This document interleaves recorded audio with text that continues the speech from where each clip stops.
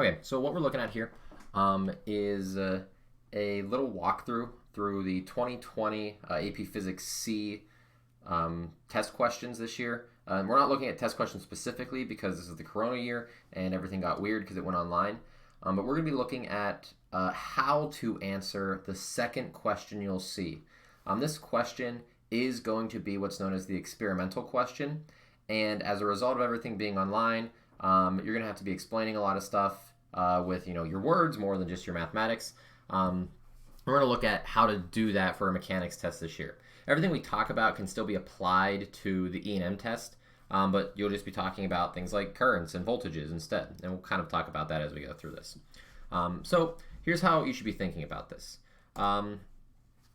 Because you're going to have one experimental design question, and you're only going to have 15 minutes to do it, you're going to be typing everything out. There are going to be no diagrams you're going to be drawing. You're not going to be writing out any equations, and you're not doing calculations either. You need to describe with words how to set up this lab procedure, okay? Which makes all of the lab reports we've done this year all the more beneficial. It's like we did them for a reason, right? Now, when we do this, you're going to use what is referred to as the D squared experimental design template. It's a great template to use here, and the squared is actually, SQUARED set up for that, okay? But you're writing about everything. Now, in this D squared setup, normally you would start with a diagram with labels, but we're not doing that this year. That's the D of the D squared. We're not diagramming things out. It is highly likely that the people reading your AP test scores are going to be told to ignore all the diagrams. So don't bother with it. It's probably not going to net us any points this year. Instead, we'll move straight on to the square aspect of this, SQUARE. The S stands for a setup. You need to explain what is actually going on in your experiment and what happens for that experimental design. What are you doing here? Are you pushing something? Are you rolling something down a ramp? What is the actual setup? Then you want to talk about what quantities are you physically measuring. What can you directly measure here? Not what you're calculating. What are you physically measuring? Are you measuring the distance an object is pushed? Are you measuring a time that an object has been falling down? What are you physically measuring? The A is the apparatus. What are you actually going to use to measure this? You're not just going to count off the seconds on your fingers. You're going to use some stopwatch or a meter stick, right? How are you doing this? And then R is the repeated variable. What are you going to be changing during this repeated event? If you're looking for how far an object moves based on the angle, then you're going to repeat the same trial of shooting something out of a launcher, but your angle has changed each time. So your angle has changed, that's the quantity that changes, but the launcher speed has remained constant, okay? So what are you changing here? And then your error reduction is just how are you reducing experimental error? 9 times out of 10, you're going to say, we repeat this result or this experiment 5 or more times. Technically, I think their answer is you can do it 3 or more times, but I don't think 3 is good enough. Just say 5. It's less letters too whenever you're writing that out. So you complete 5 experimental trials for each run, and then you average the results together. That's fine. You don't need to talk about error propagation on the AP test. That's more of a actual lab world thing. But just state that you're doing this more than one time. 5 is a good number, and then you're averaging your results. So that's the D squared procedure here. Explain it. What are you measuring? What apparatus are you using? How are you repeating this? And then how many times are you going to repeat this? Okay? It's pretty straightforward. Now, for measurements, and specifically talking about mechanics, there's only some things you can actually measure. You can measure a distance because you've got meter sticks and rulers and whatnot. You can measure times. You can measure angles, forces, and masses. That's pretty much it. Everything else comes from those things. You can't easily measure a velocity. You can measure a distance and a time something's moving and calculate an average velocity, but just saying oh, I have a magic radar gun. You don't have a radar gun. You don't have that. And even a radar gun is, not measuring velocity. They're measuring the time in which something pings back and forth and then deriving the velocity from that. So these are the things in mechanics that you can actually measure. Quick side note for E&M.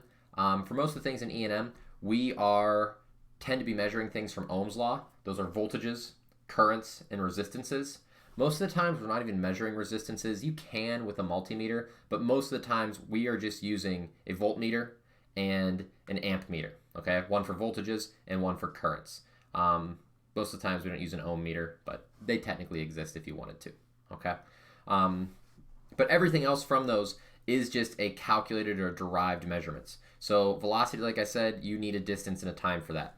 And you can use your kinematics equations to do that. If you'd like to figure out an impulse or momentum, you need forces and times. If you need to find out works, you're looking at forces and distances. So everything comes from those things there, okay? Whenever you're going into the analysis, normally you would have to come up with some sort of equation relating the two quantities that you're investigating. You know, how do force and distance give us energy? You know, work equals energy there. This isn't going to be possible this year. You're not going to be able to show that on this test. Like, you can't write out these equations whenever you're typing everything into the computer easily. Maybe you can, maybe you're good with equation editors or something, but it's going to be very important for you to just describe this or work it out on a separate piece of paper and then describe what you're doing, okay?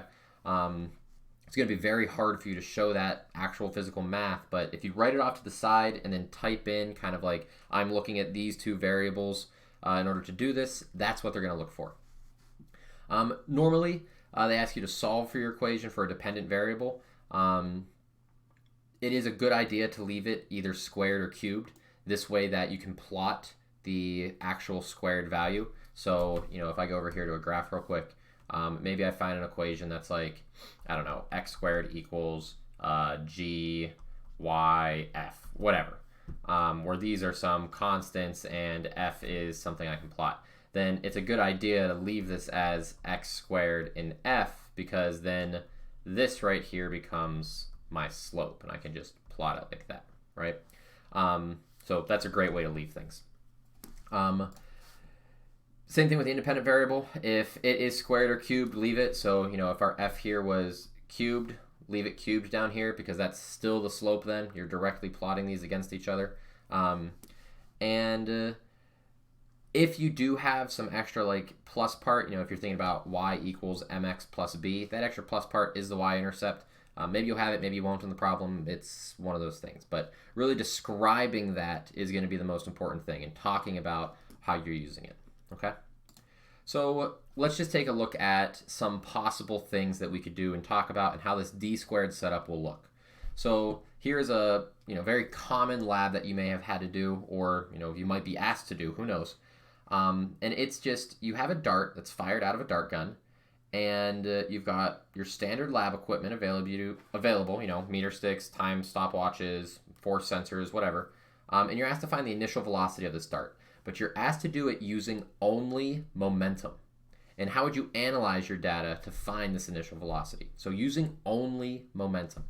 Well, if we look at the d squared setup, we're going to ignore d this year because we don't have a diagram. Like, we're not drawing that out. But for the setup, we could think about, putting a block or a little low friction cart. So friction isn't accounted there. And then we fire the dart into the block, and it like either sticks there or it enters it, and energy is not conserved there, but momentum will be. So the dart block system is going to move away at a constant speed. And then we could start measuring masses of the cart, masses of the dart, so we can get those in kilograms with just a balance. And then we could, use conservation of momentum in order to actually find some of these masses. And we could repeat the trials over and over, changing the mass of the block before each trial so we get different amounts. And then we just do the trials multiple times to take an average.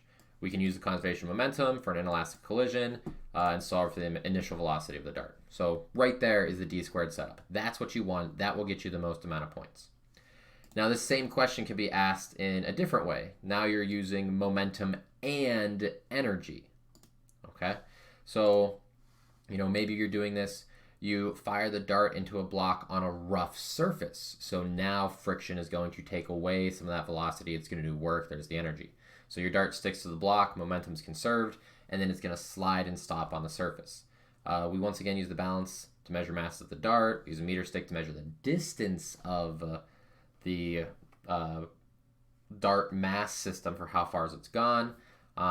We can use a spring scale to measure force of friction. So now we have FD for an amount of work, and then we can work back. We do different masses of the blocks, repeat the trials so we get averages, and then now after the collision we know friction's doing the work to slow things down. That work has to be equal to the initial kinetic energy that it had whenever it started to move. If we know that the velocity initially it had with the kinetic energy was the final velocity from the momentum, then we can work backwards and conserve momentum through the inelastic collision. So it's a very similar lab, but now we're using energy, and we've still described it with the d-squared method. Okay, and actually this should be a S right here. Okay, if you were left to do this with only energy, how would you do this? Same thing with the d-squared. Don't bother with my diagram, but for my lab setup, and this is actually how I figure out how fast my launchers go in my classroom, is I take my experiment and I set my launcher directly upward and I fire the dart. I then measure how high the dart goes from the initial launcher point, and then all I do is I repeat this experiment many times in order to minimize error and average things out. And then I simply use conservation of energy and say the gravitational potential energy has to equal to the kinetic energy coming out of the launcher, and I work them back to find the velocity. Okay. And how would you use it with projectile motion? Very similar idea, but I could shoot it at some angle and figure out how far it goes. I could change the angle and use my kinematics equations to, figure out that initial velocity over and over and over again and average them up. So both ways would do that just fine. But that's what we're doing for this d-squared method, which is really just the square method this year. We could also see something like this, which is a little different. This time we have the experimental results and we're asked to analyze this, and we are it's highly likely we're going to see something like this year, because they know you can't draw any graphs, so they may give the graph to you and ask you to figure some stuff out with it. And the way we would do this is if we're looking at this here for this experiment, we see that the dart's mass, we're determining the dart's mass by firing it at different known velocities into a block of foam glued to a table. Then the distance of the dart d, the dart is penetrating into the block, and we can measure that amount. We want, based off of the data collected, to figure out the mass of the dart. And they are telling us here to use the slope of the graph to find the mass of the dart, and then describe any other additional information that you need in order to find the mass. So we kind of think about this. We know that when the dart hits this block of foam, it's going to enter it. And this block of foam, if we just think about like the actual physics going on here, this block of foam is exerting a force on the dart to stop it, and it's going in a distance. So we know there's some force and a distance. That's going to give us some work. And we also know that work is equal to the idea of kinetic energy, which the dart initially has, so 1/2 mv squared. So if I have this here, and what we are plotting on this graph is velocity squared and distance, then if I look at this and I rearrange it a little bit, I can say that the mass equals, and let's just rearrange this here, this is 2FD by bringing the 2 over, divided by v squared, right? Well, what this allows us to do, well, actually we could do this in a number of different ways. If we want to use the slope, then we need to set the mass up as the slope here. If we reset this up as v squared over d by bringing the d under, then this is going to be 2f over m, right? Where v squared over d is what we have, velocity squared over d. That means that this right here, this is the slope. Okay, so 2f over m is the slope. The only thing that we need, the additional information, is I don't know what the force is. So if we know that force, then we could use this slope to solve for the mass. And they might ask you to do something like that this year. They're giving you a kind of diagram. They are asking you to figure out what is the physics that goes behind this, work energy, and then run a little equation on some paper on the side and then describe this. What I would do is I would say, looking at the slope here, velocity over distance, using work energy formulas, I can equate the velocity squared over distance to twice the force exerted on the dart divided by the mass of the dart. because while we do not know the force of the dart, we would need to know the force exerted on the dart before we're able to solve for the mass. Boom, done. Okay, so something like that may pop up this year. It's just something to be aware of. They could easily ask you within this experimental question, you've answered this. There's an error associated with it, right? The actual mass is found to be larger than the mass measured in the experiment. What error could have accounted for this discrepancy? Explain your answer. We could have had something where the block maybe wasn't completely glued down, and whenever the dart hit it, it moved a little further. Maybe you had something where as the dart entered the foam, it wasn't just the dart like sliding in easily. Maybe it caught some foam at the top, and the foam is pushing the foam, changing the amount of force, or changing the area and exerting more force on the dart, so the dart didn't go in as far. So you could have all sorts of like weird little things there. They're just asking you to start thinking about some things. So that's pretty much what we're going to see this year for question 2. For the E&M stuff, it's very similar. We'll probably see a lot of things relating for RC circuits or some sort of circuit design, where they're asking you to like describe how you set up the circuit. Where would you put your ohm meter? Where would you put your amp meter? Where would you put your voltmeter? Like, where would you put things? How would things change if you fiddled with this or fiddled with that? What would happen if you opened this switch, closed this switch? And what are some errors that you could see there? Errors for the most part being that the wires are not perfectly conductive, or the ohm meter itself has some internal resistance, or the battery has internal resistance inside of it, which is causing things to change. So these are the things to kind of keep in mind this year, specifically when we are running that second question. This is going to be the second question you see. Use this d-squared method. Practice with it a little bit. Just kind of have it in your mind what you want. I would actually, take this and print it out and just like stick it to a wall somewhere. So whenever you get to this question, you're like, okay, setup time. Explain the setup. Quantities measured. Now we're doing the quantities measured. Like, just go through this step by step. It'll really help you out. It'll really allow you to get all the points that you can on these problems. Okay, so hopefully that'll help you out a little bit. Best of luck to you. Make sure you're checking out all the free response videos that I've got, and take it easy. Have a good one. Best of luck. Stay safe out there. Adios. My hair is so big.